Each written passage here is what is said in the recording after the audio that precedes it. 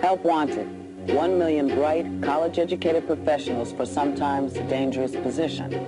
Expect long hours, abuse, and disrespect. Experience with gangs and drug addiction preferred. Starting salary, about $18,000 a year. You might wonder what kind of crazy person would want to become a teacher today.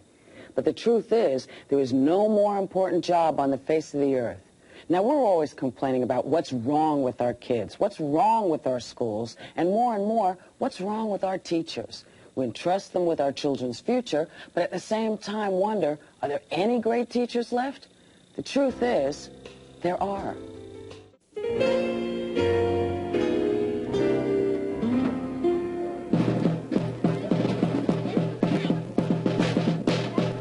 My compliments, Colonel Markman. Your troops look excellent.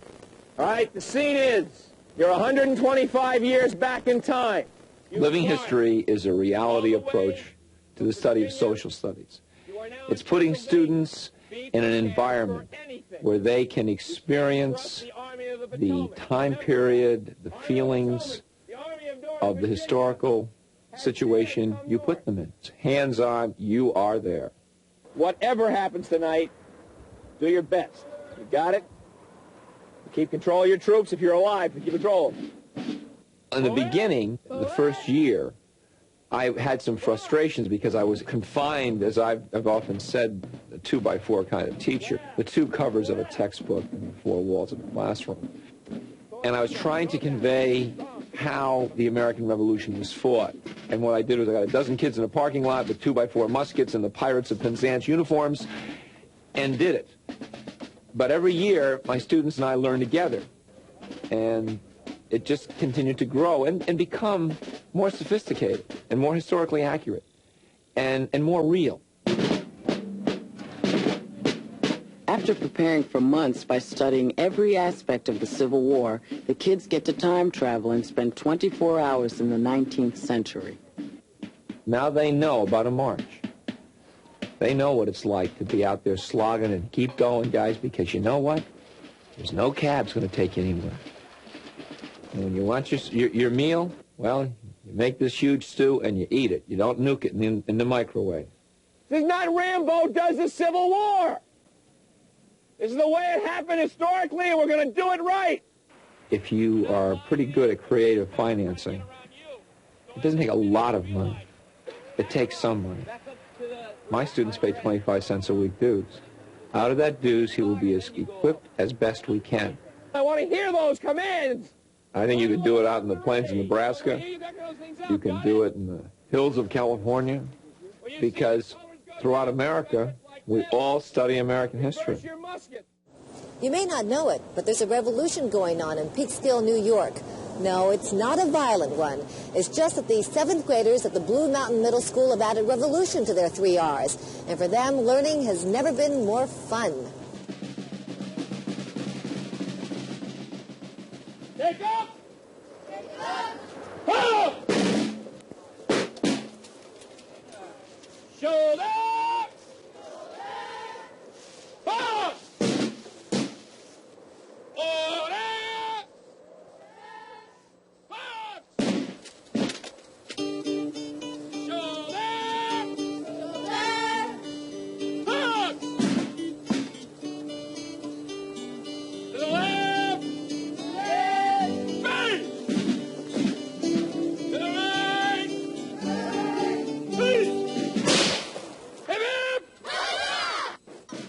Living history is more than just somebody putting a costume on a child.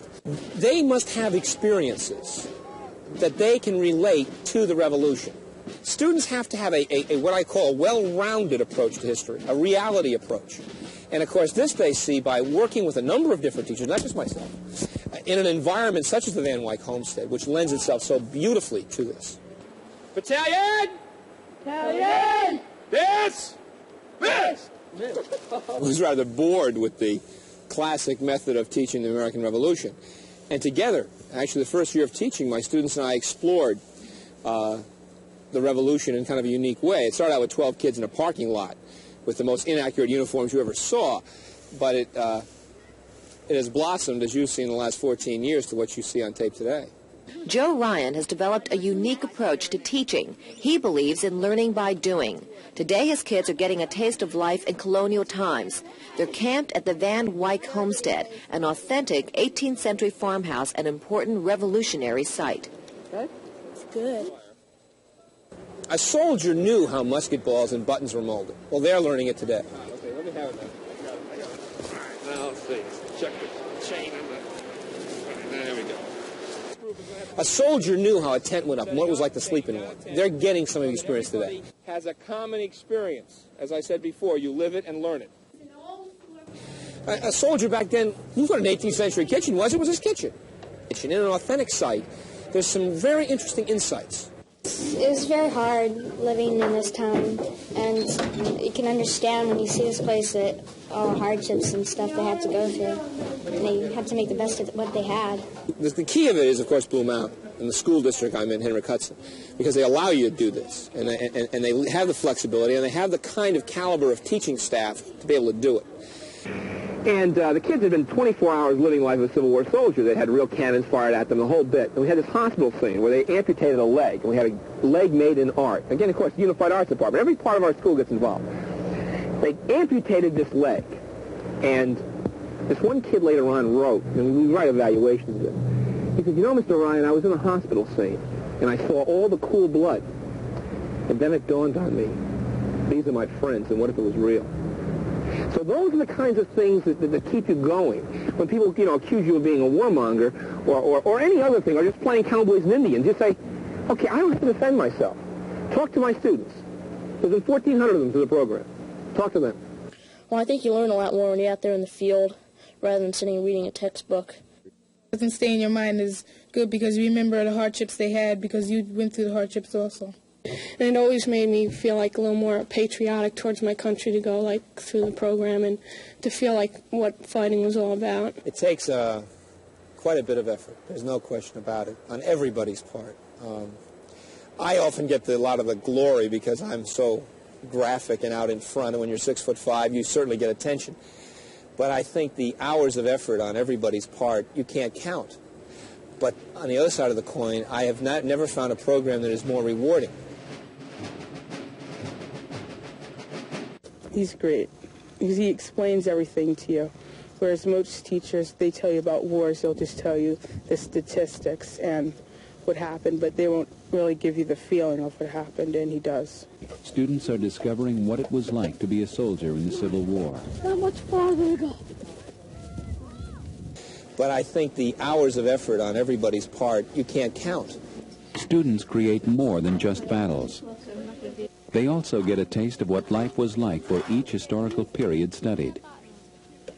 I had a board member's son, and the board member was very upset. This is about 1972, and you can imagine the temper of the country at that point. It was a warmonger or something. And I said, take some time to talk to your son. And he did. He came back later and he said, you're not teaching the kids to love war. You're teaching them what it really is a little bit about. And also firing their imagination and enthusiasm for the study of history.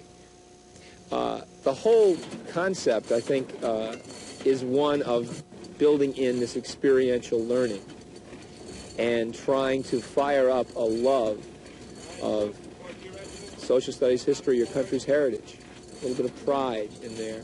When you're here, it's real. It looks real and it feels real, and it makes you really understand what was going through that person's mind when they were doing that, and how they felt about it, and you have a better understanding than when you're reading it out of a textbook or something like that. Living history does have an effect on their attitudes towards social studies. Where it shows up is the way they think and feel about history, and realize there is a human side to history, not just printed words on a page. How do you grade a student in living history? Well, usually I have some kind of writing activity, and they're supposed to make me believe from their writing. My dearest mother, I write to you because I'm scared, Mom. Writing because I feel the end is near, for I, as well as all the other young men defending the United States, I've met up with many men who have different opinions of the war. I think if you look into the eyes of those students as they marched out of that camp, you wouldn't see a lot of glory there. You'd see a lot of tired students.